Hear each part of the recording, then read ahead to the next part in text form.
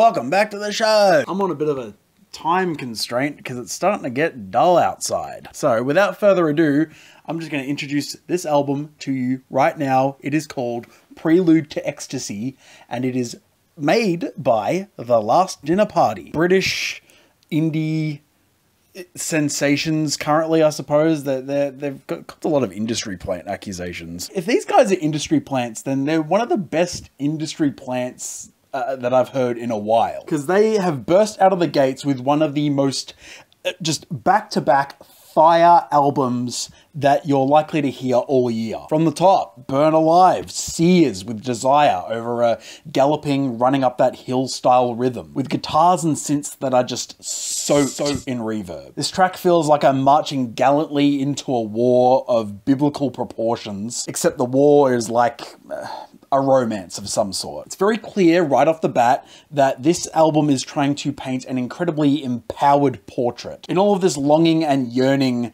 there's a sort of determination coming through on the lyrical front that gives each of these tracks a really explosive, visceral quality. Even in the slightly softer moments, the groovy glamour of Caesar on a TV screen is an ode to the narrator's wish to be revered and loved. The track's very regal instrumental presentation is juxtaposed by, at least to my eyes and ears, a somewhat insecure subtext. The feminine urge is decidedly more toned down instrumentally, yet nevertheless still brings heat to the table. The ascending-descending chorus melody has such a unique shape to it, it's immediately attention-grabbing.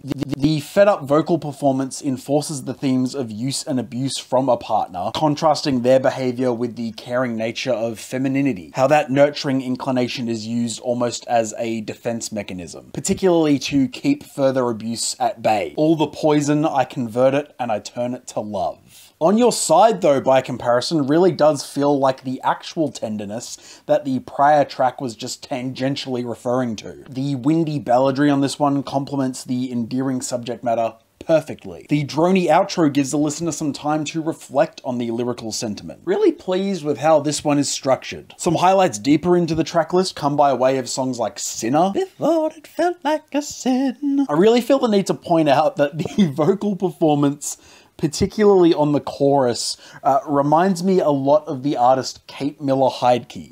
It's definitely the quivering falsetto, for sure. Funky ass cut! That's it, man. This thing just slaps. I love it. Some gnarly guitar soloing, really awesome shuffling beats, an earworm hook, cultish harmonies. What the hell is not to love? My Lady of Mercy alternates between muted verses and euphoric choruses. There is something a little bit St. Vincent about the various ear-grabbing, quirky guitar lines, plus the yelps and shrieks that are peppered throughout this song and many others on the project. I was trying to think of what this album was reminding me of in general. I think that comparison will suffice for now. Portrait of a Dead Girl seems to detail yet another abusive relationship, with lyrics highlighting the push and pull of both parties trying to gain some sort of power over the other, with lyrics talking about how the guy could maim her at any moment. One wrong move is all it takes. It's a song that takes its time to let the dread set in before delivering perhaps this album's most gratifying finish to a song yet. The harmonized refrain on the outro of "Give Me the Strength" sounds like a desperate cry to the heavens for some semblance of an advantage. It's quite immense. Nothing Matters has what is probably the most blunt chorus on this project. You can hold me like he held her, and I will fuck you like nothing matters. Amazing! I really don't think I need to say much else about the track. It's fiery, it's swaggin', it's horny. It's really just a very straightforward ode to a romance.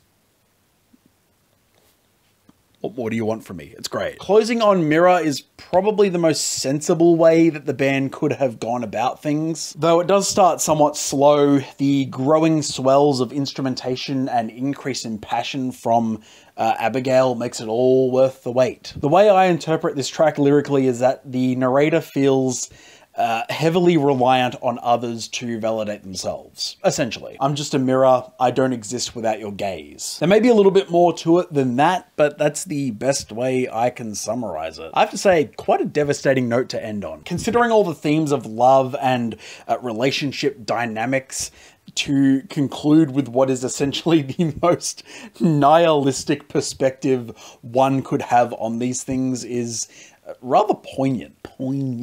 An impressive debut. I can't believe this is a debut. This band is going places, I think. I hope. This thing's glammy, it's progressive, it's artsy, it's elegant, it's regal, it's just crazy. Track after track, just banger after banger. It's fire, it's fire. Check this out if you haven't listened to it already. I can't say enough nice things about this album. It's already my favorite of the year. Will it be knocked off? Who knows? But as you can probably guess, I'm going to be giving this one a pretty high score. That score would be a 9.0 out of 10. First 9 of the year. Wow! Fucking what? Who thought of this? Who thought to put these 5 women together in a room with instruments? Mad. Very special album. Very special. Sometimes you just gotta screech like a banshee and let it all out. Well. Like and subscribe. Do it! Comment as well. Oh, you know I love you all. It's great. I love it. Bye! I was trying to think of what this album was reminding me of in general, and I think that comparison will suffice for now. Why not do that?